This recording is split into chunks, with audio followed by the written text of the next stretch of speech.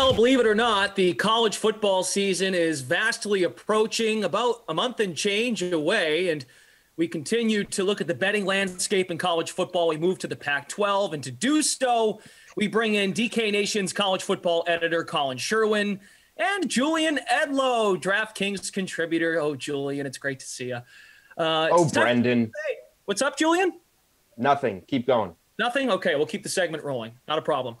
Agree or disagree with the following statements and bets as it pertains to the Pac-12 season. So, Collin, since you're in a better mood than someone else here, we'll start with you. Let's get right into it, looking at national championship odds.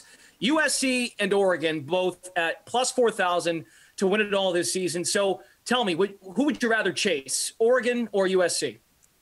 So I would rather chase USC because I think if they do put it all together, they just have more raw talent and more ability than Oregon. However, it's Heritage Hall. It's always chaos. The status of Clay Helton, the Clay Helton roller coaster has already started this season. It's going to be crazy. So I don't think they get there. But if you wanted a team that, like, if everything just sort of coalesced perfectly, they would have the talent to be able to compete at the highest level. I don't think they're beating anybody in the SEC at the top of the SEC. I don't think they're beating Ohio State. But if you had to pick one, I would take USC just because they have more raw, better players. But the chaos that comes with USC football is just going to be too much to overcome. Julian, you leaning Ducks or the Trojans? Yeah, Collin's nice. He actually answers the questions around here. I don't feel like answering this question because they're both bad bets. And he alluded to that. Like, these teams are not winning it. So let's put it this way. I have more faith in Oregon putting together a strong season in the Pac-12. So, like, the best bet between these teams, let's say, I'll take Oregon over the 9 wins. I feel like this is and you never, it stinks when you tie your money up for a season and get a push, but I feel like this is a push on 9 or a win on 10. I don't see an 8-4 loss if you take this total. So if you're betting futures, if you're betting win totals, you want to look at the worst outcome. Let's make Ohio State a loss. The Washington game, Washington's going to be a really competitive team that I like a lot in the Pac-12. Let's call that a loss, even though that's a pick'em game. Then there's a Utah game on the road there. That's a game Oregon should win, and you cash your 10 if they roll through the rest. If you lose it, you push on 9, you get to keep your money. Collin, was the question about winning the national title or win totals? I agree with everything Julian said. Okay. And I think he's right. I mean, just firing 40-1 at either of these teams is just set money on fire. There's no point whatsoever.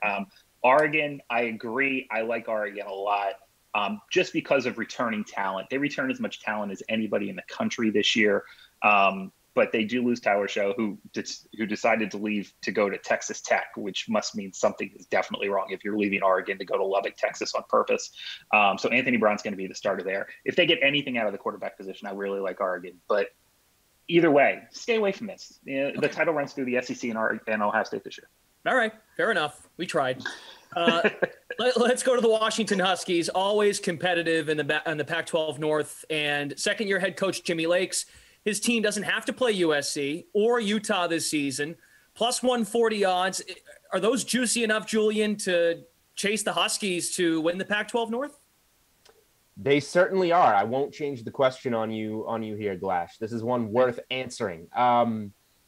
This is a team, everybody loves reading Phil Steele's magazine to get caught up on college football. So, of course, a shameless plug right here. We will be having Phil Steele on the Unreasonable Odds podcast presented by DraftKings, rifling through all types of things. So keep an eye out for that coming out in the next week or so. Number one surprise team in his magazine is the Washington Huskies. He has some models where they go 12-0, 11-1, 10-2. So for starters, Washington minus 120 over 8.5 wins. I see safe paths here to 9, 10 wins. That's one of my favorite bets in college football. So naturally, the plus 140 to win the Pac-12 North makes a lot of sense. You get that pick'em game against Oregon that we just talked about. It could come down to that game, but if it's a pick'em game and you're getting plus 140 on the division on Washington, that's good value. And again, Oregon has a tougher-ish schedule. Like, these teams could both win 10 games. Washington could go 11-1 and lose this game to Oregon and still win the Pac-12. Unlikely, but a path to it. So, yeah, I like this bet a lot. Colin, what do you say? Washington to win the Pac-12 North at plus 140. Chase or fade? Julian and I must be eating the same breakfast every day because I am completely with him. I love UW this year. They're only 55th on returning talent, but they're 19th on team talent. And I think people don't appreciate that. You know, they talk about Oregon and USC and the Pac-12 is recruiting well. Washington has recruited fantastically well, especially for where they are in their position in sort of the college football hierarchy. The 3 games for the Huskies this year out of conference: Montana, Michigan, Arkansas State. So you really, 2 of those feel pretty safe, and honestly, the Michigan team, who the heck knows? So I agree. I really like them on win total. The big thing is that they're getting Oregon at home. So at plus 140, I really like them. I think they can absolutely compete. And if you're not sold, especially if you're not sold on the quarterback situation at Oregon, I think this is one of the better bets in college football this season for sure. And in fact, if you're going to do that, like, I don't see anybody in the South that's like so overwhelming either. Just UW to win the conference outright is pretty good value as well. Okay, Plus let's go to the South. What's that, Julian? On the conference. Okay, there you go. Also, I had a sausage, egg, and cheese for breakfast. Not sure if that's what you had, Colin. I went with the good old-fashioned Starbucks iced coffee because, yeah. Okay. With you. I'm with on just the coffee for breakfast and then save all the appetite for later in the day. Anyway, let's look at the South. Head coach Herm Edwards plays to win the game. He appears to be riding the ship at Arizona State after a few dismal seasons in the desert. DK Sportsbook has the Sun Devils at plus 220 to win the Pac-12 South. Are those odds, Colin, tempting enough to chase the Sun Devils? It is, and it's more of a fade of SC than it is a bet on Arizona State. Now, keep in mind that I think in the modern age of college football, we're going to see more and more issues creep up quicker because of the transferability of players. Arizona State's in a bunch of trouble with the NCAA for some things they did a year and 2 ago. They're probably going to get slapped down by the NCAA at some point. That tends to have a lingering effect, and especially with the transferability of players who want to compete and play right now, maybe you're going to see some midseason people leaving the program. You might not see as much motivation if they get caught a little bit behind early. But I still think at 220, there's value there. I really like Jaden Daniels. I know some of the scouts just think his accuracy is a major issue, but his athleticism is, and remember, this kid was just a freshman last year and showed flashes of like absolute brilliance on the field. So I really like ASU. But again, it's something where it's going to be, if they get off to a bad start, it could implode very quickly. But if they can manage to get through the first 3-4 weeks of the season, okay, I think there's some real value there. Julian, you're going to chase Arizona State at plus 220 to win the South? I'm actually going to, they're a good team, and Collin made a lot of good points. Where there's smoke, there's fire. Like, I don't want to get invested in a team that's in some trouble right now and could easily fall apart throughout the season. But I agree on the USC fade as well. And when we were talking about Washington, we were talking about their odds to just win the conference outright because there's not all that much in this division that scares you. So I'll even go down one more and just go after Utah plus 280 in this division if I'm going to bet it. I don't necessarily know that I will, but for the value, I'll go to Utah. I think they're a good program. They were very good a couple of years ago, had a down year. I don't know if you can grade anyone on the COVID year, but it should be a bounce back year for Utah.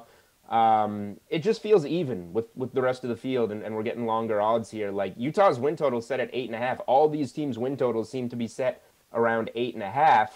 But USC's plus 160, Arizona State plus 220, Utah plus 280. I'll just take the longer odds on what I think will be a solid bounce back team.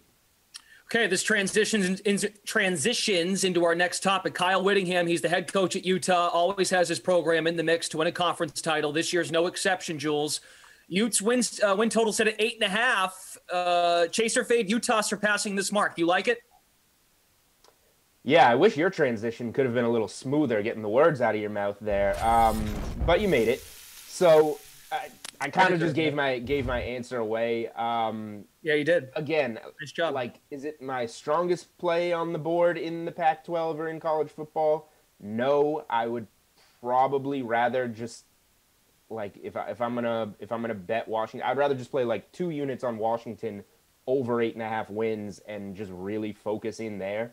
But if you want to be invested in Utah, yeah, I like the over 8.5, and I think yeah, because we're maybe fading USC and Arizona State because of certain issues, like the plus 280 to win the division might be the better value.